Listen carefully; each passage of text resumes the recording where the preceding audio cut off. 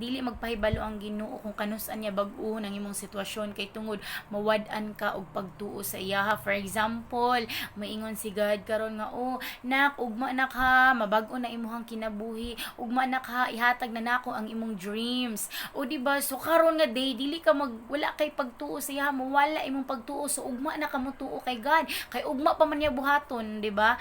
Dili gusto ang Ginoo na gusto ni God sa tanang sitwasyon na akay pagsalig sa iya nga bisan unsa, bisan kanus pwede niya ihatag sa imuha ang imuhang dreams. Wala nimo gidahom, wala nimo gi-expect nga mao din na nga day diha day niya buhaton ang milagro sa imuhang kinabuhi kay tungod ang imong faith sa iya always na alang perminti no still. Ang gusto ni God, be still, know that I am your God. Ana ang Ginoo, di ba? Mao niya ang gusto nga bisan unsa nga sitwasyon dili ta mawala kay God.